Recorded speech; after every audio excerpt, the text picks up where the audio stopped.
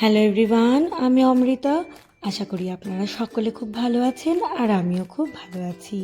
আজকে আপনাদের সামনে নিয়ে চলে এসেছি শুক্তোর একটা রেসিপি। আমি কিভাবে শুক্তোটা বানাই সেটাই আজকে আপনাদের সাথে শেয়ার করে নেব। তাহলে চলুন চটপট করে উপকরণগুলো দেখে নিই।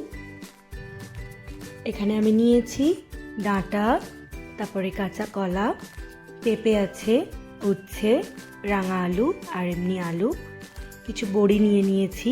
আর এখানে রয়েছে পাঁচফোড়ন, শুকনো লঙ্কা, তেজপাতা, পাঁচফোড়ন আর রাঁধুনি, আদা বাটা, দুধ আর এখানে সর্ষে পোস্ত ভিজিয়ে রেখেছি। এই কটা উপকরণ আজকে আমার করণীয়। বাকি উপকরণগুলো রান্নায় করতে করতে আপনাদের সাথে শেয়ার করে নেব। এখানে আমি প্রথমে সর্ষে পোস্ত ভিজিয়ে কিছুক্ষণ রেখে দিয়ে এটাকে খুব মিহিভাবে পেস্ট করে নেব, যেটা আমার রান্নায় আমি কাজে লাগাবো। এখানে আমার পেস্ট রেডি হয়ে গেছে। প্রথমে আমাদেরকে এখানে একটা গুঁড়ো মশলা রেডি করে নিতে হবে। তার জন্য এখানে নিয়েছি আমি রাঁধুনি আর পাঁচফোড়ন। সব কিছুকে কড়াইয়ে খুব ভালো করে একটু নাড়াচাড়া করে নেব। ঠান্ডা হয়ে গেলে মিহিভাবে গুঁড়ো করে আমরা রেখে দেব। এটা শুক্তো রান্নার জন্য খুব দারুণ একটা উপকরণ, যেটা দিলে রান্নার টেস্ট আরও দ্বিগুণ হয়ে যায় আর ভীষণ সুন্দর একটা গন্ধ বেরোবে। দারুণ সুন্দর লাগে এই মশলাটা যদি রান্নায় আমরা ব্যবহার করি, বিশেষ করে শুক্তোতে। তারপরে এখানে আমি তেল দিয়ে দিচ্ছি। প্রথমে সাদা তেল দিয়ে দিলাম, ভালো করে গরম করে নিয়ে প্রথমে ভেজে নেব বড়িগুলোকে একটু লাল লাল করে ভেজে তুলে রাখবো।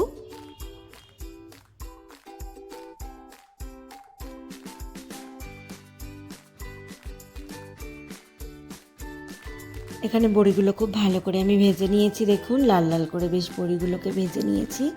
এই যে এখানে তুলে রেখে দিলাম। এরপরে আর একটু কড়াই তেল দিলাম, দিয়ে প্রথমে আমরা ফোড়নের জন্য দিয়ে দেব পাঁচফোড়ন, শুকনো লঙ্কা আর তেজপাতা। একটু কিছুক্ষণ নাড়াচাড়া করে নেব। তারপরে প্রথমে আমরা ভেজে নেব উচ্ছে।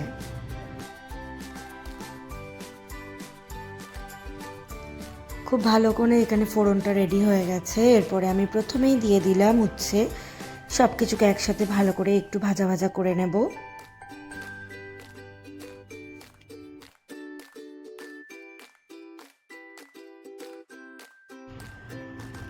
মোটামুটি ভালো করে উচ্ছেগুলোকে আমি ভেজে নিয়েছি। এরপরে যে বাকি সবজিগুলো ছিল সেগুলো আমি একে একে করে কড়াইয়ে দিয়ে দিচ্ছি।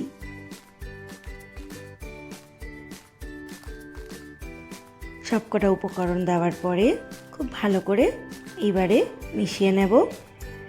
সব কিছুকে একসাথে খুব ভালো করে ভেজে নিতে হবে।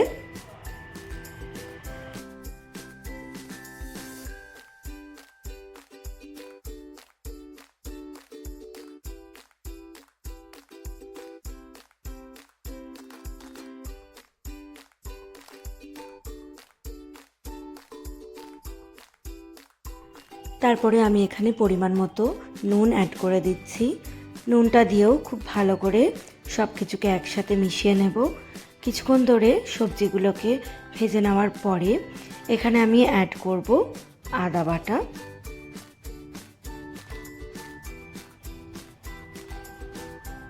খুব ভালো করে সব সবজিগুলোকে বেশ কিছুক্ষণ ধরে মিশিয়ে নেওয়ার পরে এখানে দিয়ে দিলাম আদা বাটা। বেশ কিছুক্ষণ ধরে আদা বাটাটাও সব সবজির সাথে নাড়তে থাকতে হবে, আদার কাঁচা গন্ধটা চলে যাওয়া অবধি খুব ভালো করে সব কিছুকে একসাথে একটু ভেজে নিতে হবে।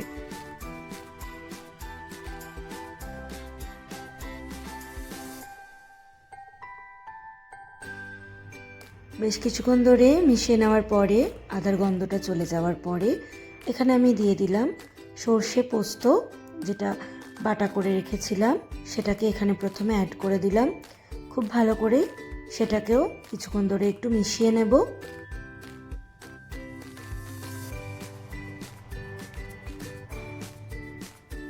তারপরে এখানে অল্প করে জল দিয়ে দিলাম।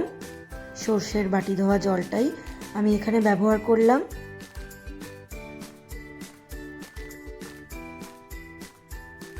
বেশ কিছুক্ষণ ধরে একটু নাড়িয়ে চাড়িয়ে নিয়ে এখানে দিয়ে দিলাম 1 কাপ মতো দুধ,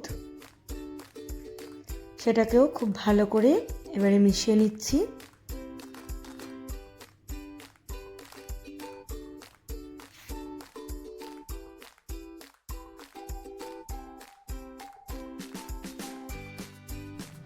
এরপরে আমি এটাকে ঢাকা দিয়ে বেশ ভালো করে ফুটিয়ে নেব।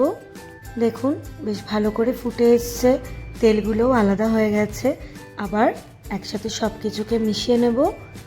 মাঝে মাঝে একটু খুলে আপনাদেরকে নেড়ে নিতে হবে, কেন সবজিগুলো সেদ্ধ হওয়ার একটা ব্যাপার আছে। তো সেই জন্য আমি মাঝে মাঝে নাড়া দিয়ে আবার আমি ঢাকা দিয়ে রান্না করে নিচ্ছিলাম। এবারে ঢাকা খুলে দেখলাম সবজিগুলো বেশ অনেকটাই সেদ্ধ হয়ে গেছে, প্রায় সেদ্ধ হয়ে গেছে। এরপরে বাকি কিছু উপকরণ এখনও বাকি আছে দেওয়া, সেগুলোই আমি এখানে এবারে অ্যাড করে দেব। এবারে এখানে আমি অ্যাড করে দিলাম আগে থেকে ভেজে রাখা বড়ি, আর এই সেই গুঁড়ো মশলাটা, যেটা দিলে রান্নার স্বাদ আরও দ্বিগুণ হয়ে যায়। সেই গুঁড়ো মশলাটা আমি এখন উপর থেকে ছড়িয়ে দেব।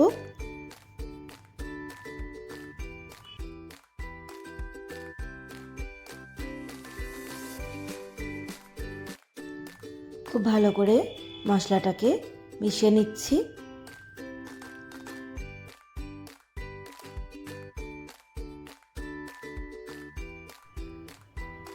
এখানে আমি অ্যাড করে দিলাম অল্প করে চিনি, আর সব শেষে দিয়ে দেব ঘি। ঘি দিয়েও সব কিছুকে একসাথে খুব ভালো করে মিশিয়ে নেব। রান্না আমার এখানে কমপ্লিট। খুব ভালো করে লাস্টবারের মতো মিশিয়ে নিতে হবে। আমি এখানে জলটা আর বেশি মারবো না, এতটাই রাখবো। আপনারা যদি চান আর একটু জল আপনারা মেরে নিতে পারেন। তাহলে কত সহজেই বানিয়ে নিলাম বাঙালির একটা প্রিয় রেসিপি, শুক্তোর রেসিপি। তাহলে আপনাদের এই রেসিপিটা কেমন লাগলো অবশ্যই কমেন্ট করে জানাবেন। ভালো লাগলে একটা লাইক করবেন, শেয়ার করবেন আপনাদের প্রতিবেশী বন্ধুবান্ধবদের সাথে। আর এই শুক্তোর রেসিপি সাদা ভাতের সাথে খেতেই দারুণ লাগে। আমার তো ভীষণ প্রিয়। আমার মতো কার কার আপনাদের শুক্তো খেতে ভালো লাগে অবশ্যই কিন্তু কমেন্ট করে জানাবেন। আর আরও নিত্য নতুন রেসিপি পেতে হলে ঝটপট করে আমার চ্যানেলটাকে সাবস্ক্রাইব করে নিন। তাহলে দেখা হচ্ছে খুব তাড়াতাড়ি এই চ্যানেলেই নতুন কোনো রেসিপি নিয়ে। সকলে ভালো থাকবেন, সুস্থ থাকবেন।